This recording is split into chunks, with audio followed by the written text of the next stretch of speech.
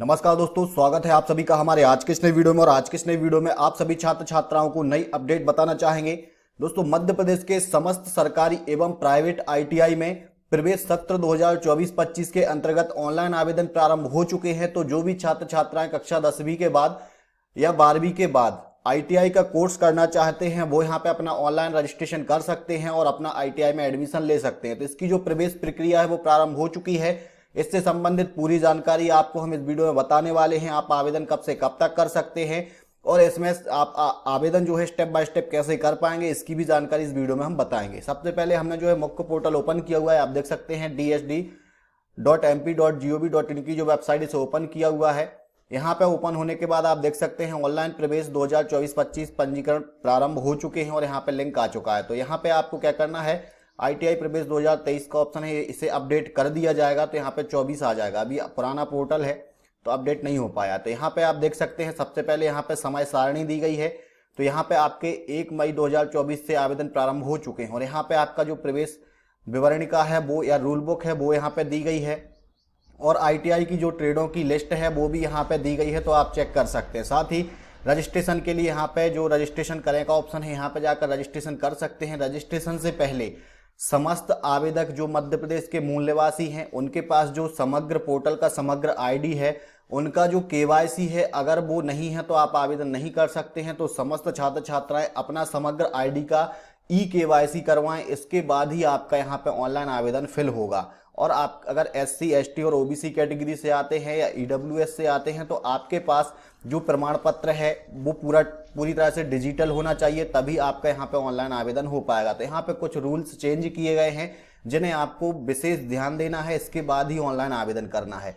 अब यहाँ पे हम इसकी जो जानकारी है, अब इसमें हम समय सारणी और रूल बुक देख लेते हैं कि आप आवेदन कब से कब तक कर पाएंगे। तो यहाँ पे जो पीडीएफ हम उसे ओपन करते हैं। आप देख सकते हैं कौशल विकास संचालनालय मध्य प्रदेश द्वारा यहाँ पे जो नोटिफिकेशन जारी किया गया है, जिसमें समस्त शासकीय आईटीआई में सत्र 2024-25 में ऑनलाइन आवेदन प्रारंभ हो चुके हैं, जिसमें आप एनसीबीटी और एससीबीटी कोर्स के लिए आवेदन कर सकते हैं।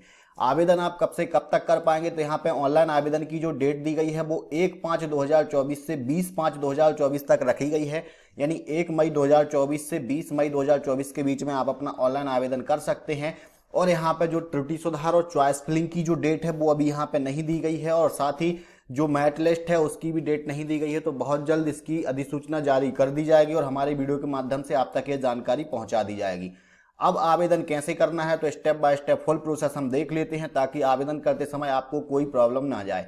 तो यहाँ पे आप देख सकते हैं ये डायरेक्ट लिंक आपको वीडियो के नीचे डिस्क्रिप्शन में मिल जाएगा, वहां से डायरेक्ट ही आप इस पोर्टल पर पहुंच सकते हैं। यहाँ पे पहुंचने के बाद आपको कैंडिडेट रजिस्टर हट के ऑप्शन पर क्लिक करना है। ऐसे ही हम यहाँ पे क्लिक करते हैं, आप देख सकते हैं यहाँ पे कुछ इंट्रोडक्शन आपको आएगा।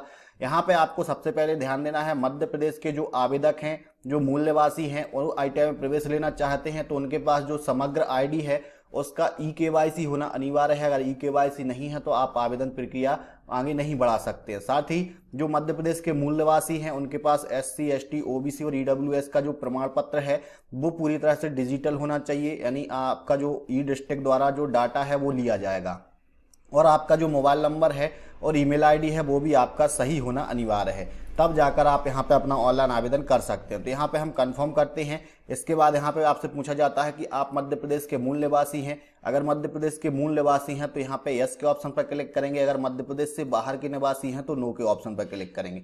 तो हम यहाँ पे यस के ऑप्शन पर क्लिक करेंगे। यहाँ पे आपको आपका समग्र आईडी लिखना है। तो आवेदक को अपना 9 अंकों का समग्र आईडी यहाँ पे लिखना है और वेरीफाई समग्र के ऑप्शन पर क्लिक करना है। तो आपका जो समग्र आईडी है उसका इन्फॉर्मेशन यहाँ पे खुल जाएगा। तो यहाँ पे हम इन्फॉर्मेशन भर लेते हैं, इसके बाद नेक्स्ट प्रोसेस देखते हैं। तो जैसे ही हम यहाँ पे समग्र आईडी का वेरीफाई करेंगे तो यहाँ पे जो हमारा समग्र आईडी से मोबाइल नंबर रजिस्टर्ड है उस पर ओटीपी आएगा। इसे आपको ओपन करना है और यहाँ पे आपके पास जो मोबाइल पर ओटीपी आया है वो ओटीपी आपको यहाँ पे फिल कर लेना है। अगर आपका मोबाइल नंबर नहीं है, सही नहीं है या कोई और मोबाइल नंबर है तो आप अपना मोबाइल नंबर सबसे पहले ई केवाईसी करवाएं, अपडेट करवाएं, वहां पे आपका मोबाइल नंबर आ जाएगा। इसके बाद हम वेरीफाई ओटीपी के ऑप्शन पर क्लिक करेंगे। आपका जो नाम है वो समग्र आईडी के हिसाब से आपका यहाँ पे पूरा नाम आ जाएगा। अब आप अगर इसे एडिट करना चाहते हैं, आपका नाम गलत आता है, जैसे कि एग्जाम्पल के लिए आप देख सकते हैं कैंडिडेट का नाम आ रहा है यहाँ पे, आवेदक का नाम हिंदी में है। अगर ये सही है तो आप इसे कुछ नहीं करना, अन्यथा आप इसे एडिट कर सकते हैं। इसके बाद पिता का नाम है, माता का नाम है, डेट ऑफ बर्थ है, सभी जानकारी आधार कार्ड और समग्र आईडी के हिसाब से आ जाती है। इसके बाद अगर आप इसे सुधार करना चाहते हैं तो इस बॉक्स पर क्लिक करेंगे तो यहाँ पे आप जो है अपना यहाँ पे हिंदी में नाम है वो सुधार पाएंगे। इंग्लिश में नाम आप नहीं सुधार पाएंगे क्योंकि वो समग्र आईडी से आपका यहाँ पे डाटा आ जाएगा। तो ये यहाँ पे आप जैसे सुधारना चाहते हैं तो यहाँ पे आप इसे सुधार सकते हैं। तो इस टाइप से जैसे कि हम यहाँ सुधारना चाहें इस टाइप से हम इसे सुधार सकते हैं। यहाँ पे ये आपका इंग्लिश में जो है सुधार अभी नहीं होगा, हो सकता है पोर्टल अपडेट हो जाए तो फिर आप इसे सुधार पाएंगे। इसके बाद यहाँ पे आपका ये पूरा आपको जानकारी चेक कर लेना है। चेक करने के बाद यहाँ पे डेट ऑफ बर्थ है वो भी चेक कर लेना है। यहाँ पे आपको आपका एक ईमेल आईडी लिखना है। ईमेल आईडी पर सेंड ओटीपी करेंगे तो ईमेल आईडी पर एक ओटीपी आएगा, वो ओटीपी आपको यहाँ पे डालना है और जो है आपको वेरीफाई कर देना। तो यहाँ पे ये इन्फॉर्मेशन फिल करने के बाद हम सबमिट बटन के ऑप्शन पर क्लिक करेंगे। अगर आपकी जानकारी यहाँ पे ऊपर गलत है तो आप अपने ग्राम पंचायत के सचिव के पास जाकर जो है पूरी जानकारी अपडेट करा सकते हैं, सुधार करा सकते हैं, जिसमें माता का नाम, पिता का नाम, डेट ऑफ बर्थ और आपका नाम जो है EKYC से सुधार हो जाएगा। लेकिन जो पिता का नाम, माता का नाम है वो आप पंचायत सचिव से वेरीफाई सुधार करा सकते हैं। तो यहाँ पे इन्फॉर्मेशन करने के बाद हम नेक्स्ट प्रोसेस देख लेते हैं। तो दोस्तों ईमेल OTP वेरीफाई करने के बाद इस टाइप से आपको रजिस्ट्रेशन नंबर मिल जाएगा। इसे आपको लिख लेना है, नोट कर लेना है। आपका पासवर्ड, आपका डेट ऑफ बर्थ होगा। इसके बाद यहाँ पे कंफर्म पुष्टि करने के ऑप्शन पर क्लिक करना है। यहाँ पे आप देख सकते हैं आपका रजिस्ट्रेशन कंप्लीटली हो चुका है। इसके बाद आपको अगर यहाँ पे कुछ और सुधार के लिए है तो पहले सुधार करा लें, इसके बाद यहाँ पे आप आवेदन करें। यहाँ पे आपकी प्रक्रिया है, पंजीकरण होगा, शैक्षणिक योग्यता, फोटो अपलोड और पंजीकरण शुल्क और आवेदन प्रिंट। अभी चॉइस फिलिंग की डेट नहीं आई है तो आप यहाँ पे अपना रजिस्ट्रेशन करके रख लें।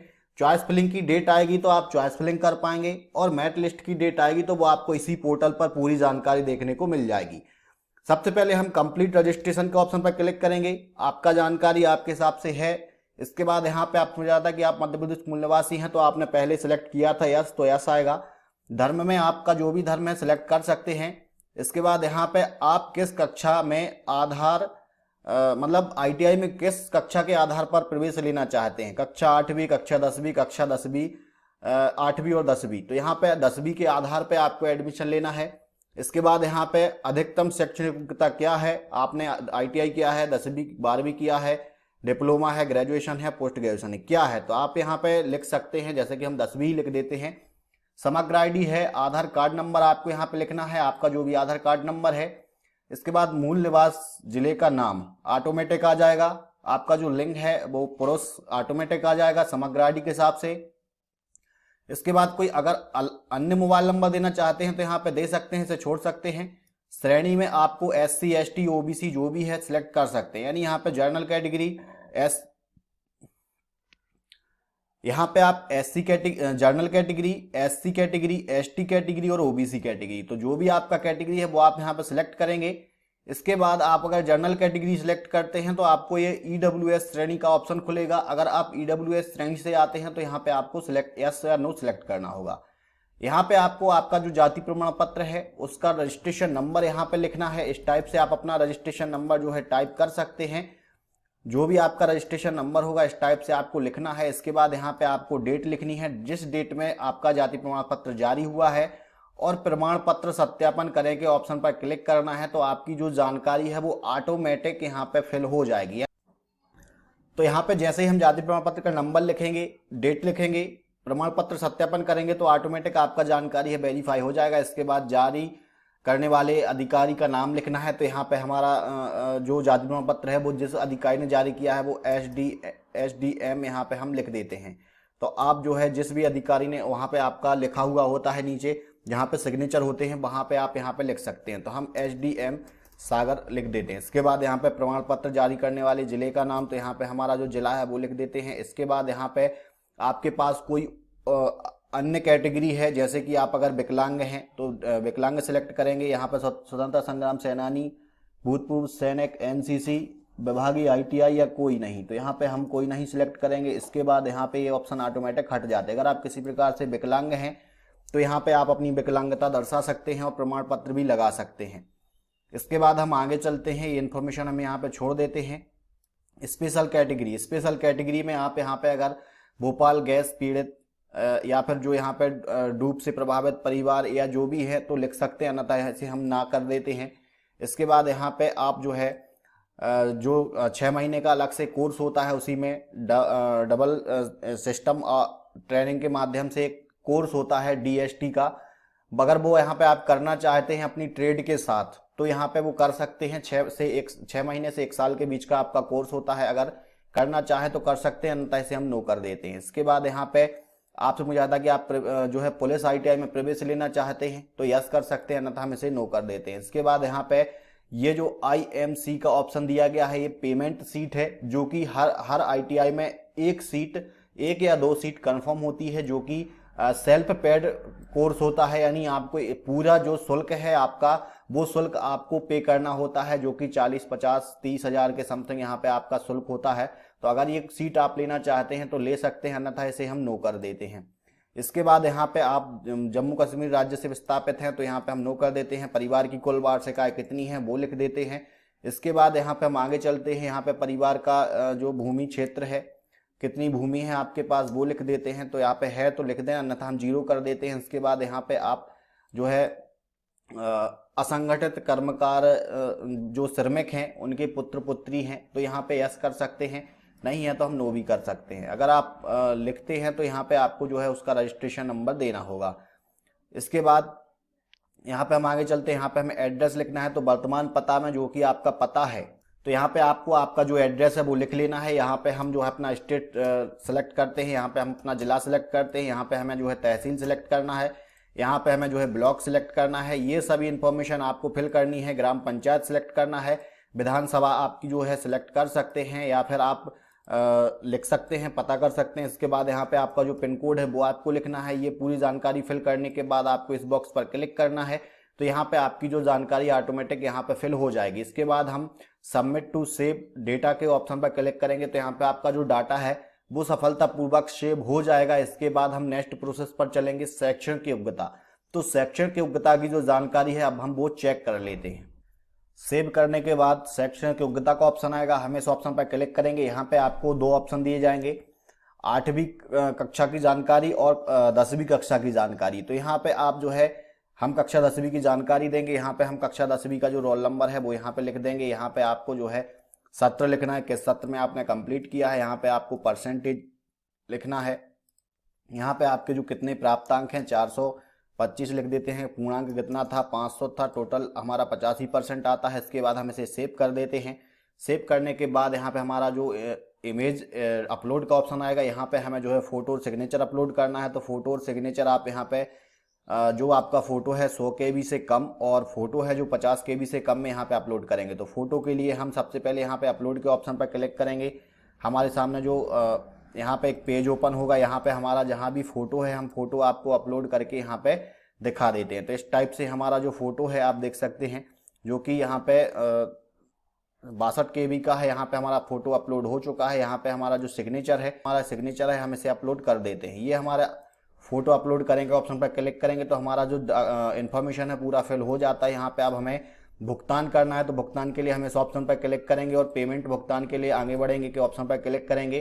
तो यहाँ पे आपका जो पेमेंट है इस मोड पर पहुंचेगा। यहाँ पे आपको क्या करना है, पेमेंट करने के लिए आपके पास क्रेडिट कार्ड है या डेबिट कार्ड है, नेट बैंकिंग है, या फिर आप सबसे अच्छा है UPI से पेमेंट कर सकते हैं। UPI से पेमेंट यानी फोन पे, गूगल पे या पेटीएम, अमेजन से पेमेंट कर सकते हैं। इस ऑप्शन पर आपको क्लिक करना है। यहाँ पे आपको क्लिक करना है, पेमेंट नाउ के ऑप्शन पर क्लिक कर देना है। जैसे यहाँ पे क्लिक करेंगे आपको इसके बाद यस के ऑप्शन पर क्लिक करना है। तो यहाँ पे ये QR कोड का ऑप्शन है, आप इस QR कोड को स्कैन करके अपना पेमेंट कर सकते हैं, जो कि 17 रुपये का आपके यहाँ पे पेमेंट होगा। पेमेंट करने के बाद आप अपना रसीद प्रिंट कर पाएंगे। इसके बाद जो नेक्स्ट प्रोसेस है वो कॉलेज ITI चॉइस फिलिंग का है। तो ITI और ट्रेड चॉइस फिलिंग के लिए बहुत जल्द लिंक ओपन किया जाएगा। इसके लिए हम अलग से आपको एक वीडियो दे देंगे। अगर आप ITI करना चाहते हैं तो जल्दी से जल्दी ऑनलाइन रजिस्ट्रेशन कर दें, और कोई जानकारी लेना चाहते हैं तो कमेंट कर सकते हैं।